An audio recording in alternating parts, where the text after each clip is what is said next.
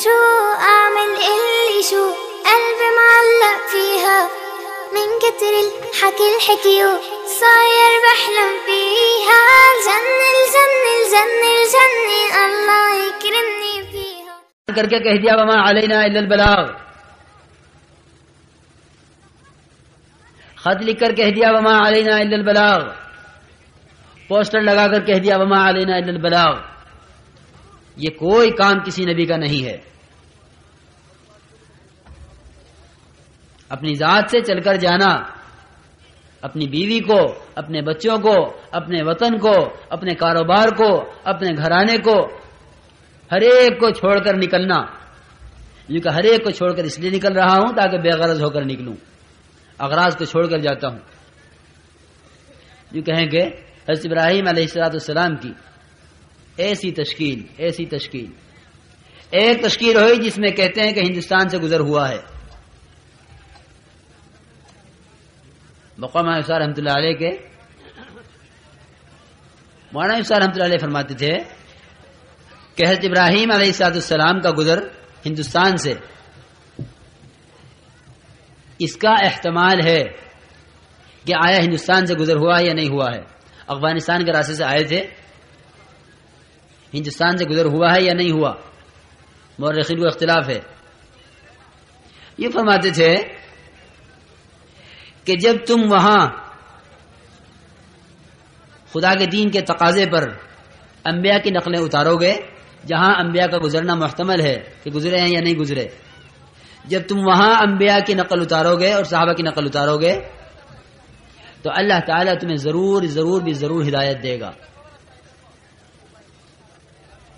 اور پھر فرماتے تھے کہ وہ عرب ممالک اور وہ علاقے جہاں انبیاء کے مسکن ہیں، جہاں انبیاء یقیناً وہاں انبیاء کا گزر ہوا ہے، یا وہ علاقے جہاں انبیاء نے محنتیں کی ہیں، اگر وہاں گزرو گے تو جب تمہیں کھلی آنکھوں مددیں یہاں نظر آ رہی ہیں خدا کے دین کے تقاضوں پر قدم اٹھانے پر، جب تمہیں کھلی مددیں وہاں نظر آ رہی ہیں جہاں انبیاء کا گزر ہوا یا نہیں ہوا، تو جب تم وہاں جا کے محنت کرو گے جہاں انبیاء کا گزر یقینی ہے، جہاں انبیاء کے مساکین ہیں اور انبیاء کے وطن ہیں اور انبیاء کی جگہیں ہیں، وہاں تمہیں کیوں نہیں ہدایت نظر آئے گی اور وہاں تمہیں کیوں نہیں نصرت کھلی نظر آئے گی.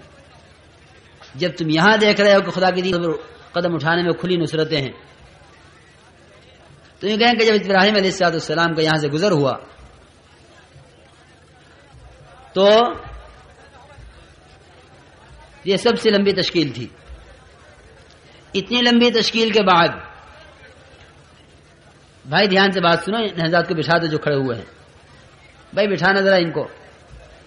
یہ کہیں اتنی لمبی تشکیل کے بعد اتنی اجازت ملی حضرت ابراہیم علیہ السلام کو گھر جانے کی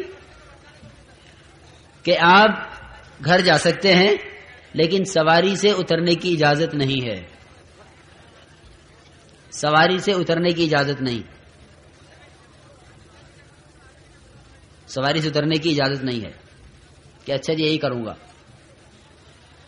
چنانچہ آئے، بیوی نے کہا اترو، کہ نہیں سواری سے اترنے کی اجازت نہیں ہے، صرف آنے کا اور حال دیکھ کر، گھر کا حال دیکھ کر واپسی کا حکم ہے کہ جاؤ بیوی بچوں کو دیکھاؤ، اترنے کی اجازت نہیں ہے. اتنی لمبی تشکیل ہوئی ہے، اس تشکیل کے بعد اترنے کی اجازت نہیں دی سواری سے. بیوی نے کہا کہ یہ اتنا لمبا سفر کر کے آئے ہو، پورا سر مٹی سے غبار سے بھرا ہوا ہے، آپ کا سر دھو دوں؟ بال انبیاء کی سنت ہے، لیکن یاد رکھنا انبیاء والے بال، یہود و نصارہ والے نہیں. بال انبیاء کی سنت ہے، بالوں میں مٹی بھری ہوئی تھی. بیوی نے کہا کہ بال سنوار دوں، ذرا نیچے آ جاؤ، کہ نہیں نیچے آنے کی تو اجازت نہیں ہے.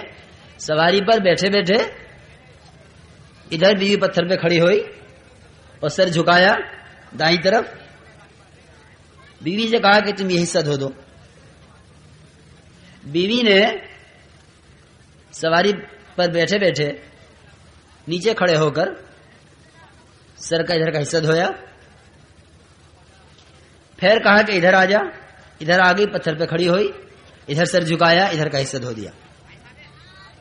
صرف اتنا قیام ہوا ہے ابراہیم علیہ السلام کا 2 تشکیلوں کے درمیان اپنے گھر میں. رخ صحیح ہوئے بغیر ایسی تشکیلیں نہیں ہو سکتی. جن کا رخ تجارت کی طرف، جن کا رخ زراعت کی طرف، جن کا رخ ملازمت اور زمینداری کی طرف ہوتا ہے، ان کی تشکیلیں ایسی نہیں ہوا کرتی. جن کے رخ صحیح ہو جایا کرتے ہیں، اور رخ کا صحیح ہونا یہی ہے کہ مجھ سے جس طرف قدم اٹھوایا جا رہا ہے مجھے اس طرف قدم اٹھانے سے مسائل کے حل ہونے کا یقین ہو، مسائل کے حل ہونے کا یقین ہو. مسائل کے حل کی نیت نہیں، مسائل کے حل کے لیے جماعت میں جانا، نیت کر کے جانا کہ میرا مسئلہ حل ہو جائے گا، یہ تو صاف صاف کہنے میں کوئی حرج نہیں. اگر کسی بھی غیر مخلوق جاندار یا بے جان پر نظر مان لی جائے کہ اگر یوں ہو گیا تو یوں کر لوں گا،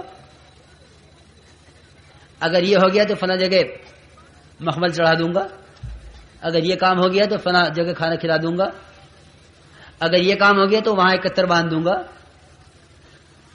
یہ نظر مان لی اگر کہ یوں ہو گیا تو یوں کر دوں گا. بقا مولانا افسار رحمۃ اللہ علیہ کے کہ اگر جماعت میں بھی جا رہے ہیں اسی خیال سے کہ جماعت میں اس لیے جا رہا ہوں کہ میرا مریض ٹھیک ہو جائے، جماعت میں اس لیے جا رہا ہوں کہ میرا مقدمہ حل ہو جائے، جماعت میں اس لیے جا رہا ہوں کہ میرا قرضہ ادا ہو جائے. فرماتے تھے کہ ہمارے پاس آنے والا جو مجمع ہے اللہ کے راستے میں جانے والا، یہ 2 چیزیں لے کر آ رہا ہے. جب تک یہ 2 چیزیں لاتا رہے گا، یہ 2 چیزیں لاتا رہے گا جب تک، اس وقت تک نہ یہ کلمے کی حقیقت کو سمجھ سکے گا اور نہ تقاضے پر قدم اٹھا سکے گا. نہ تقاضے پر قدم اٹھانا ہوگا، نہ کلمے کی حقیقت کو سمجھے گا، جب تک یہ 2 چیزیں لے کر آتا رہے گا. فرماتے تھے وہ 2 چیزیں کیا ہیں؟ ایک تو فرصت لے کر آئے گا، فرصت، اور دوسرے عذر لے کر آئے گا کہ جی میں جماعت میں، مجھ سے تشکیل والوں نے یہ کہا کہ اگر تم جماعت میں چلے گئے تمہارا کھویا ہوا مل جائے گا، تمہاری دکان چھینی ہوئی واپس ہو جائے گی، تمہاری زمین دبائی ہوئی مل جائے گی. میں تو اس لیے جماعت میں جا رہا ہوں تاکہ میرے یہ مسائل حل ہو جائیں. دیکھو میرے عزیز دوستو، ایک تو ہے مسائل کے حل کی نیت کے لیے قدم اٹھانا خدا کے دین کے تقاضے پر، ایک ہے مسائل کے حل کے یقین کے ساتھ قدم اٹھانا خدا کے دین کے تقاضے پر. مسائل کے حل کے لیے، مسائل کے حل کے لیے قدم اٹھانا، یہ قدم اٹھانا اپنی ذات کے لیے ہے. اس میں چاہے کاشتکار کو نکال دو، چاہے ملازم کو نکال دو، چاہے تاجر کو نکال دو، سرمایہ دار کو نکال دو، وزیر اعظم کو نکال دو، جس کو چاہے نکال دو، اس لیے کہ مسائل مصیبتیں سب پہ آئی ہوئی ہیں، حالات میں سب 2-4 ہیں جتنے بھی ہیں. اگر یہی نکلنے کی وجہ ہے، صرف محض اپنی ذات کے لیے ہے، اور جب اس کا یہ مسئلہ حل ہو جائے گا یہ خدا کے دین کے تقاضے پر نہیں اٹھے گا کہ میں کیوں جماعت میں جاؤں، کیا میرا، اگر یہی وجہ نکلنے کی ہے تو غیر مسلم بھی نکل سکتا ہے، یہی وجہ نکلنے کی ہے تو وہ بھی نکل سکتا ہے جو خدا پر ایمان نہیں رکھتا. مولانا افسار رحمۃ اللہ علیہ فرمایا کرتے تھے کہ ہم اس راستے میں قدم اٹھائیں گے امت کے دنیا اور آخرت کے مسائل کے حل کے یقین کے ساتھ، کہ امت کے دنیا اور آخرت کا مسائل یقین کے ساتھ کہا جا سکتا ہے کہ اسی راستے میں ہے. امت کے مسائل کا حل اس راستے کے اندر ہے، اس یقین کے ساتھ قدم اٹھانا ہے. تو یہ کہیں کہ اس کو کہتے ہیں رخ کا صحیح ہونا. تو آنے والے 2 چیزیں لے کر آئیں گے، فرصت لائیں گے اور عذر لائیں گے کہ میں تو اس عذر کی وجہ سے آ گیا ہوں، یا یوں کہیں گے کہ مجھے فرصت تھی اس لیے آ گیا ہوں. جماعت میں کیوں جا رہے ہو؟ کہ فرصت ہے. اگر فرصت میں آ رہا ہے تو تجارت کرنا اہم ہوا، اگر فرصت میں جا رہا ہے تو کاشتکاری زمیندارہ اہم ہوا، اگر فرصت میں جا رہا ہے تو ملازمت مجھے ملازمت کا کام اہم ہوا، تشکیل کرنے والے تشکیل کرتے ہیں، بتلاؤ پہلی فرصت میں کون 4 مہینے لگائے گا؟ کیسا غلط عنوان ہے؟ ارے یہ کیوں کہتا ہے پہلی فرصت میں، یہ کیوں نہیں کہتا پہلی مشغولی میں کون 4 مہینے لگائے گا؟ یہ کیوں کہتا ہے پہلی فرصت میں کون 4 مہینے لگائے گا؟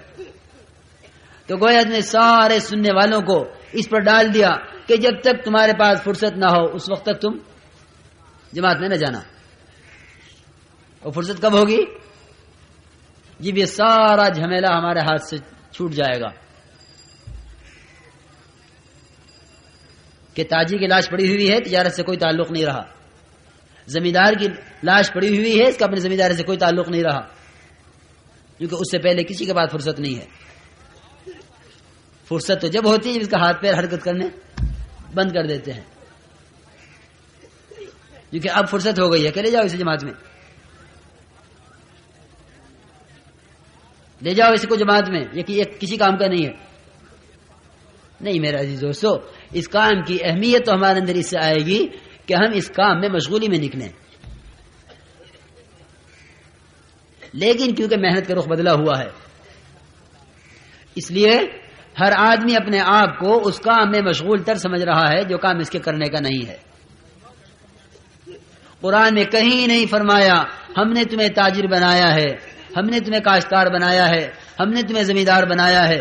اگر کہیں تجارت کا لفظ آیا بھی ہے تو کیا کہا ہے؟ هل ادلکم علی تجارت تنجیکم من عذاب علیم؟ آیا غفلت والی تجارت عذاب علیم سے نجات دلا سکتی ہے؟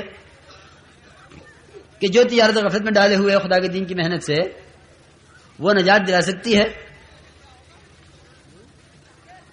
رجال اللہ تلہیہم تجارت ولا بیع عن ذکر اللہ، جو کہ تجارت وہ والی تجارت، وہ تھے مرد میدان جو تجارت کیا کرتے تھے کہ ان کی تجارت ان کو خدا کے ذکر سے غافل نہیں کرتی تھی. کیا مطلب ہے؟ کہ تجارت میں خدا کے دین کے احکامات، کہ اس تاجر کو دیکھو تو خدا یاد آئے کہ کیسا انصاف والا ہے، اللہ بھی انصاف والے ہیں، یہ بھی ظلم نہیں کرتا. وما یظلم ربک وما کان یظلم ربک احدا، کہ تیرا رب بھی کسی پہ ظلم نہیں کرتا. وما ربک بظلام للعبید، یہ بھی ظلم نہیں کرتا، اس کا رب بھی ظالم نہیں ہے. اسے کہتے ہیں ذکر تجارت کا، کہ یہ آدمی اپنی تجارت میں ذاکر ہے، کہ اپنی تجارت معاملے کا اتنا صاف ہے کہ خدا یاد آ جائے دیکھ کر کہ ہاں خدا کا حکم زندہ ہو رہا ہے، کہ یہ تاجر پابند ہے، کیونکہ خدا نے کہیں تجارت کرنے کا حکم قرآن میں نہیں دیا کہ تجارت کرو. ہاں خرچ کرنے کے احکامات، خرچ کرنے کے فضائل، خرچ کرنے پر وعدے، خرچ کرنے پر خدا کی طرف سے اس سے دوگنے اور تیگنے اور چوگنے کا ملنا، اور واللہ یضاعف لمن یشاء، خدا جتنا چاہے جس کے بدلے میں جتنا چاہے دے. یہ تو ہر جگہ ملے گا. لیکن کمانے کے فضائل ہو یا خرچ کرنے کے فضائل ہے یا خدا کی دین کی محنت کے فضائل ہے. یوں نہیں کہا جو خوب محنت تجارت میں کریں گے ہم انہیں خوب مال دیں گے، جو خوب محنت زراعت میں کریں گے ہم انہیں خوب غلہ دیں گے، جو خوب محنت ملازمت میں کریں گے ہم انہیں خوب ترقی دیں گے. یعنی والذین جاہدوا فینا لنہدینہم سبلنا، ہمارے راستے اور ہیں، دنیا کے راستے اور ہیں. جو ہماری لائن میں محنت کرے گا، ہماری طرف بڑھے گا، آخرت کو سامنے رکھ کر قدم اٹھائے گا، ہم اس پر اپنی خیر کی راہیں کھول دیں گے. تو یہ کہیں کہ ہم خدا کے دین کی محنت کے لیے جو نکل رہے ہیں، ہم نکل رہے ہیں اپنے رخ کو صحیح کرنے کے لیے. جسے میں نے عرض کیا کہ ابراہیم علیہ السلام کو نکالا محنت کے رخ کو صحیح کرنے کے لیے، دل کے رخ کو صحیح کرنے کے لیے. اور کیسے دل کا رخ صحیح ہوا؟ کیونکہ بیوی بچوں کو چھوڑ کر جاؤ، کتنے دن کے لیے؟ چلے کے لیے، 4 مہینے کے لیے، سال کے لیے.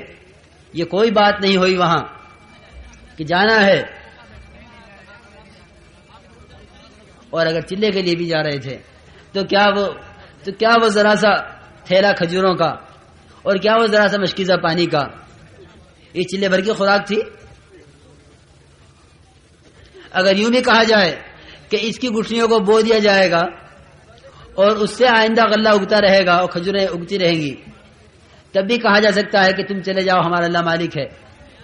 وہ تو وادی غیر ذی زرع ہے، وہاں تو کچھ اگتا نہیں ہے، وہاں تو اگائی کی زمین ہے ہی نہیں، وہ تو بوائی کٹائی کی زمین ہے نہیں، وادی غیر ذی زرع. اب نکلے وہاں سے باہر بیوی بچوں کو چھوڑ کر، اور وہاں ہاتھ اٹھا کے دعا کی، ربنا لیقیموا الصلاۃ، اے اللہ میں اپنی اولاد کو یہاں اس لیے چھوڑ کر جا رہا ہوں تاکہ یہ نماز کو قائم کریں، تاکہ یہ نماز کو قائم کریں. ربنا لیقیموا الصلاۃ، میں ان کو اقامت نماز کے لیے یہاں چھوڑ کر جا رہا ہوں. یہ کہ رخ کا صحیح ہونا اسے ہی نہیں کہتے کہ باپ کا رخ صحیح ہو گیا، یہ باپ تو اولاد کو بھی بخشوا دے گا. میرے گھر کا ایک آدمی جماعت میں جاتا ہے، ہمارے گھر میں ایک حافظ قرآن ہے، ہمارے گھر میں ایک صاحب نماز پڑھتے ہیں، ہم سب ان کے پیچھے پیچھے نکل جائیں گے. وَلَا تَزِرُ وَازِرَةٌ وِزْرَ أُخْرَىٰ، کوئی کسی کے کام آنے والا نہیں ہے. ہر ایک کی اپنی کمائی، ہر ایک کی اپنی قبر، ہر ایک کا اپنا حشر، ہر ایک کی اپنی برزخ، ہر ایک کی اپنی جنت، ہر ایک کی اپنی دوزخ. وَلَا تَزِرُ وَازِرَةٌ وِزْرَ أُخْرَىٰ، کوئی کسی کا بوجھ اٹھانے کو تیار نہیں ہوگا. یوم یفر المرء من اخیہ وامہ وبنیہ وامہ وابیہ وصاحبتہ وبنیہ لکل امرئ منہم یومئذ شأن یغنیہ، کوئی کسی کا کام آنے والا نہیں ہوگا. لیکن یہاں حضرت ابراہیم علیہ السلام جس رخ پر خود ڈالے گئے ہیں، جس رخ پر خود چلائے گئے ہیں، جو کام ان سے کروایا ہے، وہاں کھڑے ہو کے دعا ہو رہی ہے. اور دعا کہاں جا کر کی ہے؟ جو کہ دعا وہاں جا کر کی ہے جہاں سے بیوی بچے نظر نہ آئیں. دعا وہاں جا کے کی ہے. جس طرح وہاں آنکھوں پٹی باندھی ہے ذبح کرتے وقت حضرت اسماعیل علیہ السلام کو، وہاں آنکھوں پٹی اس لیے باندھی ہے کہ خدا کے حکم میں اپنی محبت شامل نہ ہو جائے، اپنی غرض شامل نہ ہو جائے. بحث خدا کے حکم پر ذبح کر رہا ہوں، اس لیے آنکھوں پر پٹی باندھی ہے کہ بالکل آنکھوں پر پٹی باندھو اپنی اغراض سے، کہ میرا خدا کی راہ میں نکلنا، میرا خدا کے حکم پر چلنا بالکل بلا غرض ہے. جس طرح وہاں ذبح کرتے ہوئے آنکھ پر پٹی باندھی ہے، اسی طرح یہ دعا جو اپنی اولاد کے لیے اقامت نماز کے لیے دعا مانگی جا رہی ہے، کیونکہ یہ دعا بھی حضرت ابراہیم علیہ السلام نے وہاں جا کے مانگی ہے جہاں سے اولاد نظر نہ آئے. ورنہ اولاد دیکھ کے یوں سوچ رہی ہوتی کہ ابراہیم ہمارے لیے کھانا مانگ کے جا رہے ہیں. اور کیا دعا کی؟ یہ نہیں فرمایا ربنا لیتجروا، ربنا لیزرعوا، اے اللہ یہ تجارت کریں اور زراعت کریں اور پھلے پھولیں اور یہ بھی کھائیں، ان کی اولادیں بھی کھائیں اور ان کی نسلیں بھی کھائیں.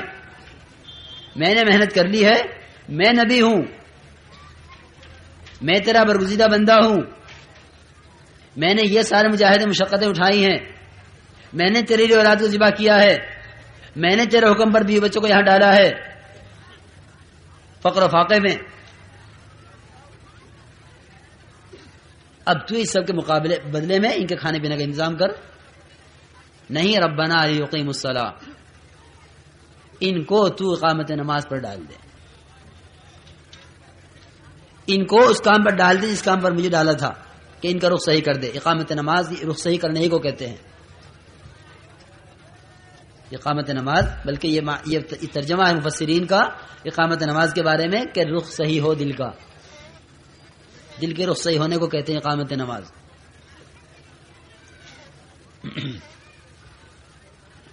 بغیر خشوع والی نماز، بغیر پابندی والی نماز، وہ رخ صحیح نہ ہونے والی نماز ہے. یا وہ اپنے مسائل کے لیے نماز ہے یا وہ قانونی نماز ہے. قانونی نماز جانتے ہو؟ قانونی نمازیں دو قسم کی ہیں، ایک جماعت میں نکل کر، ایک چھوٹے بچوں کی نمازیں جو مکتب میں ہوتی ہے استاد کی نگرانی میں. چھوٹے چھوٹے بچے استاد کی نگرانی میں نماز پڑھتے ہیں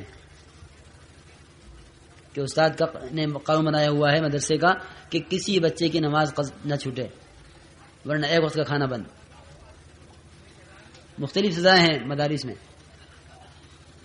عادت تو پڑ جاتی ہے، لیکن یہ قانون کی نماز ہے تو اس میں بہت سے بچے بغیر وضو ہی پڑھ لیتے ہیں. کیوں؟ استاد کھڑا ہوا ہے، اسے کیا خبر میرا وضو ہے یا نہیں ہے؟ چھوٹے چھوٹے بچے. بعض فیکٹری والوں کو دیکھا ہم نے جو ہمارے کام سے متعلق ہیں، بڑی بڑی فیکٹری ہیں، 500 1000 آدمی ملازم ہیں، ان کا قانون ہے کہ نماز پڑھنی ہوگی، جو نماز نہیں پڑھے گا اس کو میں اپنی فیکٹری میں نہیں رکھوں گا. تو پڑھتے ہیں بے شک، لیکن قانون کی پڑھتے ہیں، نماز قانون کی.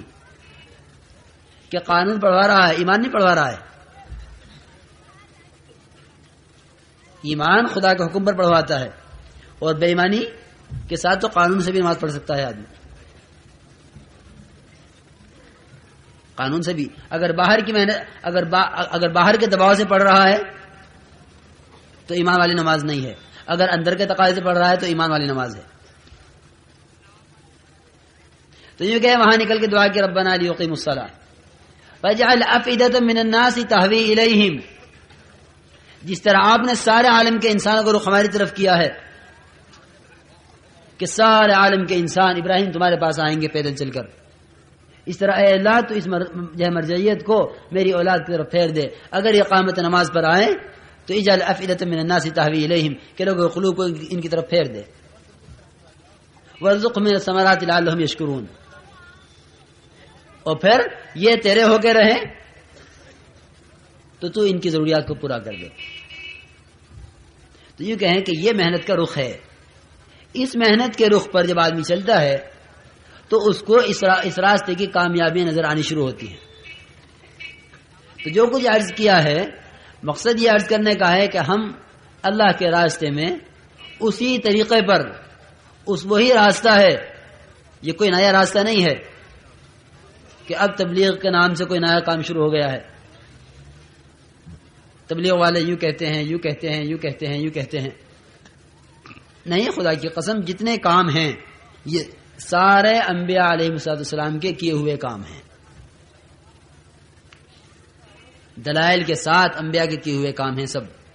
گشت انبیاء کی سنت ہے، کام کی ریڑھ کی ہڈی کی طرح ہے اصل.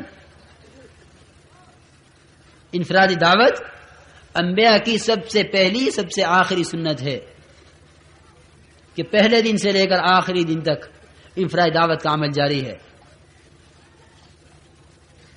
تعلیم ہر نبی کا مقصد ہے امت کو تعلیم دینا. اگر تعلیم امت کو نہیں دی جا رہی ہے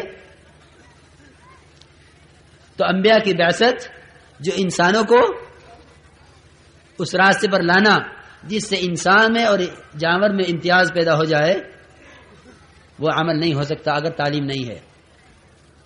تعلیم تو وہ عمل ہے جو انسان کو جانور سے ممتاز کر دے گا کہ یہ انسان ہے، یہ حیوان ہے. تعلیم نے اس کو بنا دیا ہے. ارے انسانوں ہی میں دیکھ لو، جانوروں کو تو چھوڑ دو، انسانوں ہی میں دیکھ لو.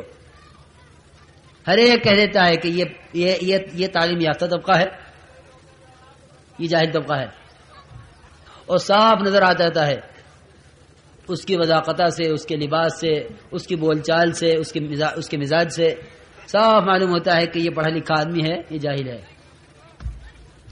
کہ جو کچھ پڑھا لکھا ہے وہ اندر سے اس پر ظاہر ہو رہا ہے کہ یہ کرنا چاہیے، یہ نہیں کرنا چاہیے، یہ کرنا چاہیے یا نہیں کرنا چاہیے، اسی کا نام انسانیت ہے. تو انبیاء اس کی تعلیم کے لیے آتے ہیں.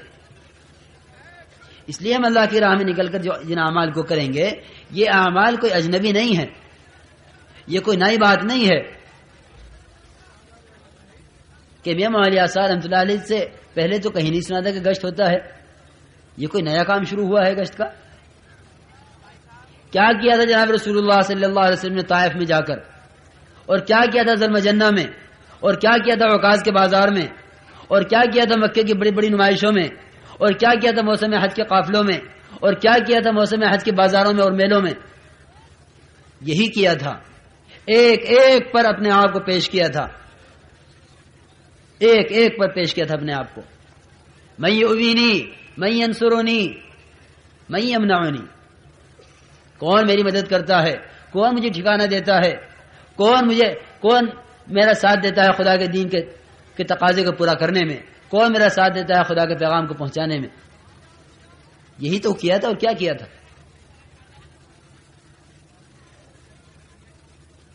یہاں کے 13 سال سوافی قریش بضع عشرۃ حجۃ، سوافی قریش بضع عشرۃ حجۃ. جناب رسول اللہ صلی اللہ علیہ وسلم 13 سال تک مکہ مکرمہ میں اسی میں پھرتے رہے. لو لاقا صدیقا مواتیا، لو الفا صدیقا مواتیا، کہ کوئی تو مل جائے میرا ساتھ دینے والا، کوئی تو مل جائے مجھ سے موافقت کرنے والا. اب آج پوچھتے ہیں کہ میں اپنی مسجد میں تنہا ہوں، جب ہماری مسجد وار جماعت نہیں ہے میں کیا کروں؟ میں تو اپنی مسجد میں اکیلا ہوں. کام تو جب ہوگا جب کچھ افراد ہوں گے. کیا جناب رسول اللہ صلی اللہ علیہ وسلم تنہا نہیں تھے؟ پوری بستی میں نہیں، اپنی مسجد میں نہیں، اپنے محلے میں نہیں، اپنے ضلع اپنے صوبے میں نہیں، خدا کی قسم پوری دنیا میں تنہا تھے، پوری دنیا میں تنہا. لیکن 13 سال تک لو لاقا صدیقا مواتیا، لو الفا صدیقا مواتیا، کہ ایک کو نصیحت، ایک کو خدا کی یاد دلانا، ایک کو پکڑ کر خدا کی طرف اس کا رخ کرنا، ایک کی خوشامد کرنا. پھر اس میں آپ نے ہماری جماعت کا رخ وہاں بنا دیا، وہاں ہمارے ساتھ یہ ہوا، آپ نے ہمارا رخ وہاں کا بنا دیا، وہاں ہمارے ساتھ یہ ہوا، ہمیں اس رخ پر نہیں جانا، ہمیں اس رخ پر نہیں جانا. اگر ہر کام کرنے والا، ہر گشت کرنے والا، خدا کی راہ میں نکلنے والا صرف اتنا سوچ لے کہ جناب رسول اللہ صلی اللہ علیہ وسلم نے جو ہمارے محسن ہیں، جو ہمارے شفیق ہیں، جو ساری امت کے اوپر، ساری امت کی ماؤں کی شفقت سے زیادہ شفقت کرنے والے ہیں، کیا تکلیفیں اس کام میں اٹھائی ہیں، کن پر محنت کی ہے، اس پہ کیا پڑھا، اس پر کیا ملا ہے آپ کو؟ کوئی لائن اذیت کی زبان سے یا ہاتھ سے یا ہتھیار سے یا پتھروں سے، کسی لائن کی آپ کی بیٹی کو تکلیف پہنچانے کے راستے سے، آپ کے خاندان کو اجاڑنے کے راستے سے کوئی تکلیف کسی راستے کی تو بتا دو کہ بھائی یہ راستہ ایسا رہ گیا تھا کہ جس کے ذریعے سے جناب رسول اللہ صلی اللہ علیہ وسلم کو تکلیف نہیں پہنچائی گئی. طائف سے واپسی میں آپ کے جوتے خون سے بھرے ہوئے تھے، دونوں طرف صفیں بیٹھی ہوئی تھی نوجوانوں کی، یہاں سے گزریں گے، ہر ایک کے ہاتھ میں پتھر ہیں، ہر ایک پتھر مار رہا ہے. امت اس پر آنے کو تیار نہیں. خدا کی قسم جس طرح آج گشت ہے وہی گشت ہے جو جناب رسول اللہ صلی اللہ علیہ وسلم کا گشت تھا. اگر آج یہ ساری تکلیفیں اٹھائی جائیں، آج یہ ساری تکلیفیں اٹھائی جائیں تو جناب رسول اللہ صلی اللہ علیہ وسلم کو ایک پھانس کے لگنے کے بقدر جو تکلیف اٹھانی پڑی ہے اس کا بھی حق ادا نہیں ہو سکتا، اس کا بھی نہیں حق ادا ہو سکتا. جس کو جس وقت پر بھیج دیا جائے وہ پابند ہو کر چلے، اپنے آپ کو یوں سمجھے کہ میں نبی کی طرح گشت کرنے نکلا ہوں، میں نبی کی طرح تعلیم دینے نکلا ہوں، میں نبی کی طرح سیکھنے نکلا ہوں، میں نبی کی طرح خدمت کے لیے نکلا ہوں، میں نبی کی طرح نبی کی چال چلنے کے لیے نکلا ہوں.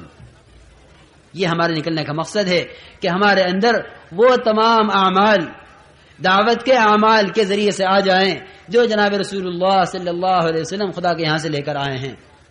جمیع ما جاء به النبی صلی اللہ علیہ وسلم، جو کچھ آپ لے کر آئے ہیں خدا کے یہاں سے، وہ تمام کا تمام ہمارے اندر کیسے آ جائے.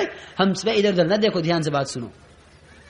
ہم اس کام کے لیے نکلے ہیں کہ وہ تمام باتیں ہمارے اندر زندہ ہو جائیں، ہمارے اندر پیدا ہو جائیں. یہ ہمارے نکلنے کا مقصد ہے. لیکن یہ سب چیزیں اپنے اندر کیسے آتی ہیں؟ کیونکہ یہ راستہ اپنے آپ کو پابند کرنے کا ہے. انسانیت نام ہی پابندی کا ہے، ورنہ حیوانیت ہے کہ جانور ہے کوئی پابندی نہیں ہے، جہاں چاہے منہ مارے، جس کو چاہے ٹکر مار دے، جس کا چاہے کھا جائے، جہاں چاہے بھاگ جائے، جب چاہے مالک سے بے قابو ہو جائے. جانور پنا ہے، حیوانیت ہے. پابندی ہی کا نام انسانیت ہے، اور کوئی پابندی نہ ہو تو حیوانیت ہے، بے لگام ہو جانا ہے. ہم اللہ کے راستے میں نکل کر اپنے آپ کو پابند بنا کر چلیں گے. پابند کس کا؟ جو کہ پابند اللہ کا. ہم اللہ کے راستے میں نکلے ہیں، امیر کے راستے میں نہیں نکلے ہیں. امیر صاحب یوں کرنے کو کہہ دیں گے تو کر لوں گا. پھر آ گئے امیر صاحب کے پاس، امیر صاحب آپ مجھے اس کی اجازت دے دیجئے، میں یوں کر لوں. نہیں بھائی، امیر صاحب بڑے سخت ہو. ایمان کی تازگی اور دینی معلومات کے اضافے کے لیے بہترین کوالٹی کی شاندار audio cassette, Islamic audio cassette, سبھی طرح کے نعت، تقریر، قرات اور استماعت کے ہوئے بیانات کے شاندار audio cassette, Islamic audio cassette. Islamic audio cassette خریدنے کے لیے اسلامک آڈیو کیسٹ سینٹر، 231 بستی نظام الدین، نئی دلی 13.